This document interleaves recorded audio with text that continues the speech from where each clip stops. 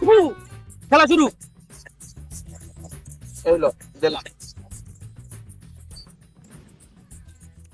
আইন ভাই, পকেটের টাকা পয়সা কিন্তু সবই শেষ, ধান্দা পানিও কিছু নাই। চিন্তা করিস না, একটা ব্যবস্থা হয়ে যাবো। চাল দে। ভাই এর দিকে খেয়াল রাখেন, কিন্তু চোর খেলা চুরি করে। ধান্দা মনে একটা আয় পড়ছে রে।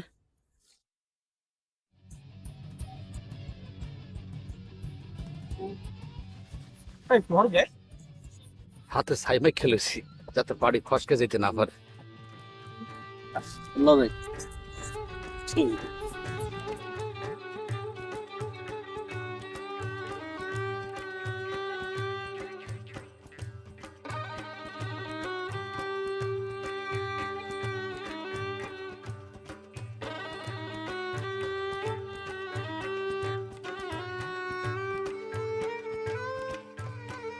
আসসালামু আলাইকুম স্যার। সঙ্গে স্যার ওয়ালাইকুম আসসালাম। স্যার কেমন আছেন স্যার?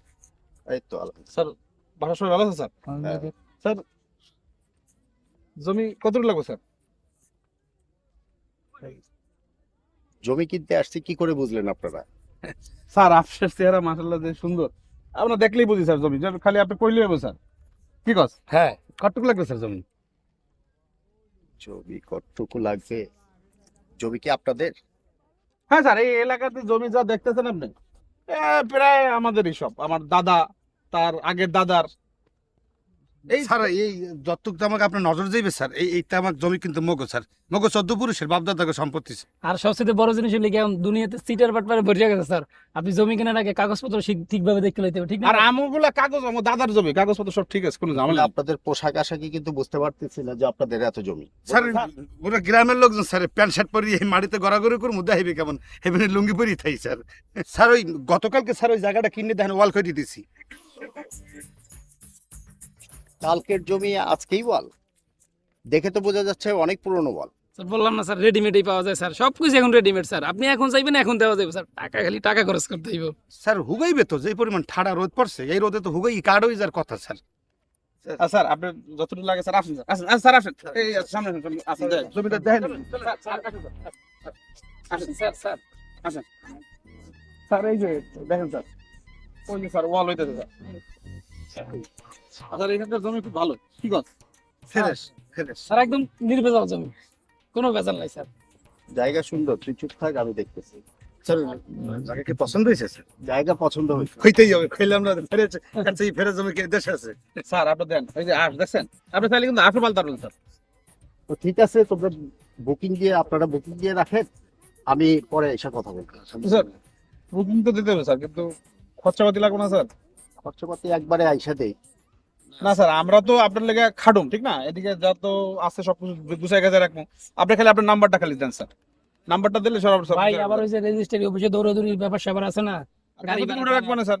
না এটা বড় কথা না, বড় কথা স্যার খাস জমি তো, যে কোনো মুহূর্তে লোকজন আইয়ে স্যার হামলা দিয়ে স্যার নিজের নামে রেজিস্ট্রি করে নিতে পারে স্যার। কিছু পয়সা দিয়ে বুকিং দিয়ে রাখলাম, ভাবলাম যে আপনি শিওর জমি নেবেন স্যার, এর মধ্যে কোনো ভুল নাই স্যার। কিছু দিয়ে গেলেই হয় জি নাকি? স্যার, জি জি স্যার। স্যার। স্যার দেন, কিছু দিয়ে গেলে স্যার বাস কুচি কিনিয়া সুন্দর করে বেড়া দিয়ে রাখুন, যে পুরা কই রাখবো না। এটা আপনি নেবেন স্যার 100%। স্যার আপনার স্যার দিলে সুবিধা দিতে স্যার, আমরা কনফার্ম থাকতাম স্যার আপনি জমি নেবেনই স্যার।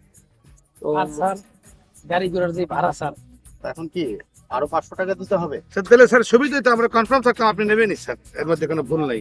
1000 টাকা দিলেই হবে? হবে স্যার।